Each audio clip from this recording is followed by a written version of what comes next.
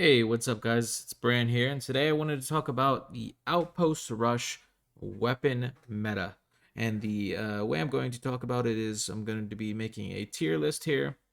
I'm going to try to keep an idea of the weapon pairings that the weapons have, as well as the weapons on them on their own, and kind of combine both of those ideas for the ratings. Okay, so let's jump right into it. We're going to grab the Rapier, and I'm going to be throwing that in the A tier. The Rapier is actually an amazing secondary weapon when paired with weapons like either of the intelligence weapons, as well as the bow. The bow Rapier being an amazing solo playmaker build. You can go ahead and run off to the side of the map and farm faster than other builds can, just because of the pure speed of the bow.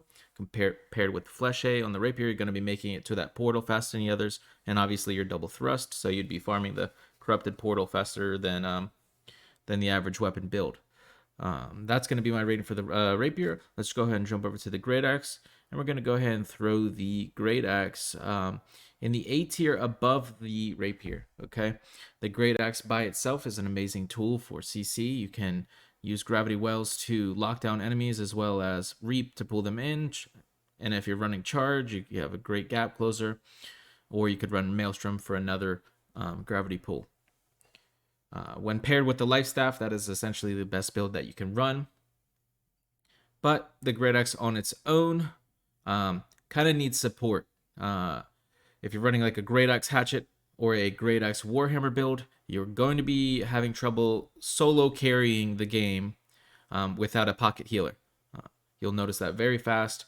Getting into the front line, you can do a lot of work if you're able to survive. Okay, you need that. You kind of need that healing with you. That's why the Great Axe Life Staff is such an amazing combo right now in the Outpost Rush meta. I would say it's probably the best combo for Outpost Rush currently.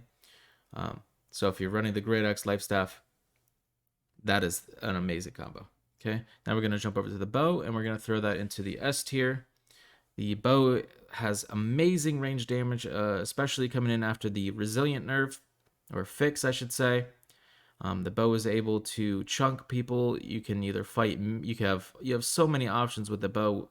Team play is great. Solo play is great. You can impact team fights in mid with penetrating shot, poison shot. If you want to run a more backline AoE build, you could even run Rain of Arrows. It's great for that. And then you can also run it with solo play build with the Rapier bow, like I said. Run like a penny shot, evade shot, poison shot build, and go straight to their base off rip. Take your 1v1 or your 1v2 and backcap their base.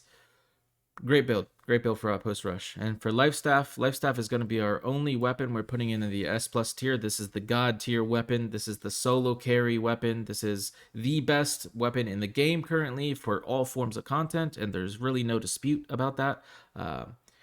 You really can't solo kill a player with a Life Staff. It's very hard. I believe the only builds I could really see doing it would be a mage catching them in an ice shower and 100 zeroing them with heavy freeze chain stuns, and then maybe like a spear build could potentially kill him, but the spear would have to catch the life staff player, right? And with no gap closers, the spear is gonna have trouble keeping up with them, right?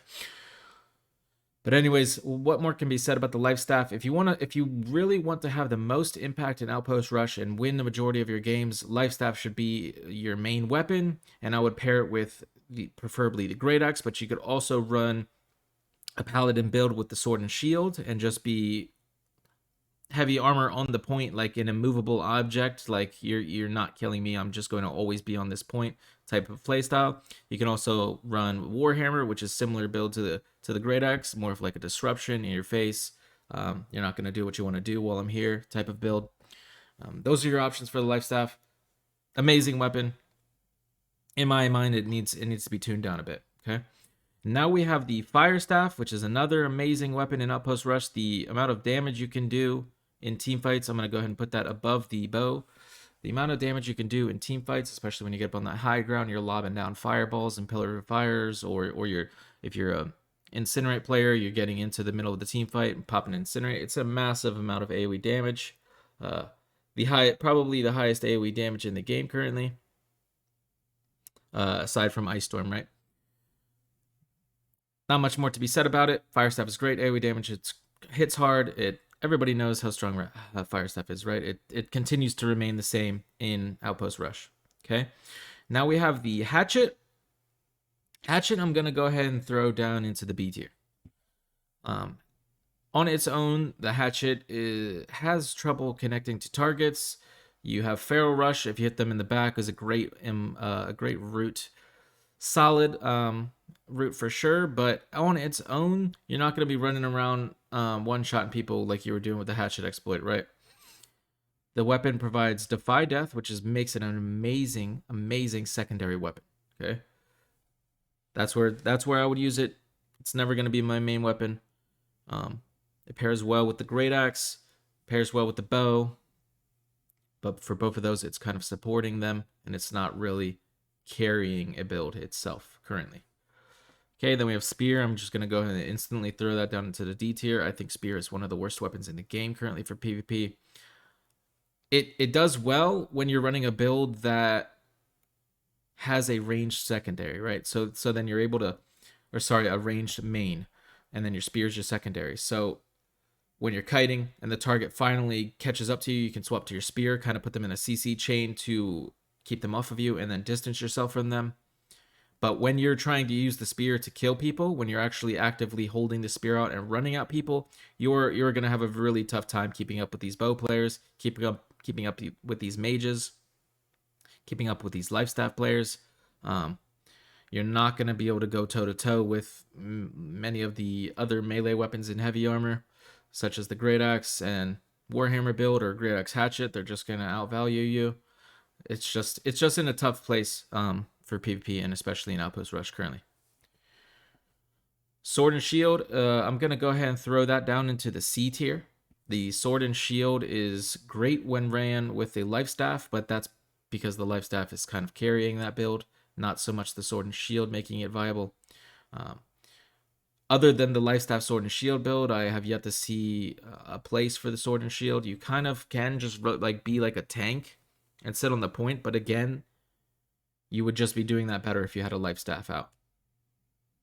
And then swapping to your Sword and Shield, popping Defiant Stance while your Sacred Ground's down, right? Anyways, moving on to the Warhammer.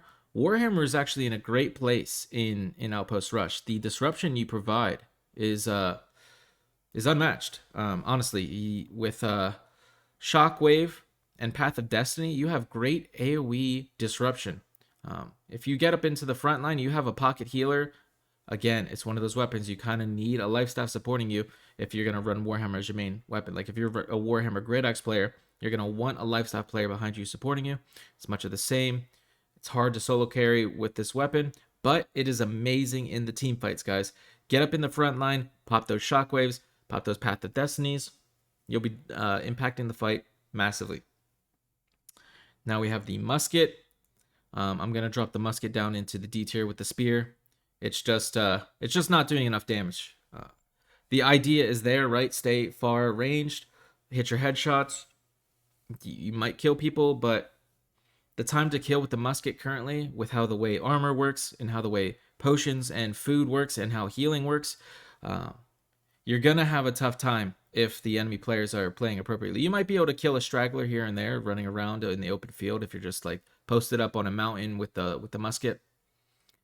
But when it comes to those really, really important team fights in mid, it's going to be tough to get in there and make an impact with the Musket. You could have an impact post cap if you are running traps. You can put traps in the doorway choke points, and that is actually pretty nice for holding those chokes. They break down those doors and they come running in instantly. They want to try to get through that choke before they get, stopped by an ice shower and stuff, so they don't really think about it. They get hit with a trap, and that person is probably going to die. Now moving on to the Ice Gauntlet. I'm going to go ahead and throw that in the S tier right above the Fire Staff. The Ice Gauntlet is just insane, guys. It is just insane. Rush to mid, get to the enemy's mid door before the enemy team has made it through, and your impact in the fight is going to be the highest you possibly can have for a DPS weapon. An ice shower in that doorway choke will completely change the outcome of that team fight. You're probably going to kill 2-3 people if you catch them in an ice shower. Your team is just going to obliterate them. They're all stuck. And as well as the ice storm, AoE damage is great. And Entomb is essentially one of the best defensive abilities in the game. And you're going to find massive AoE damage with that ability as well on top of it. So let me know what you guys think about my tier list down in the comments. If you have any disagreements, let me know, and I'll discuss it with you guys on my stream. Head over to my stream at twitch.tv/brandtvx. Probably streaming now, live. If you have any questions, hit me up there. But that's all I have for you guys today. As always, have a great day. Peace.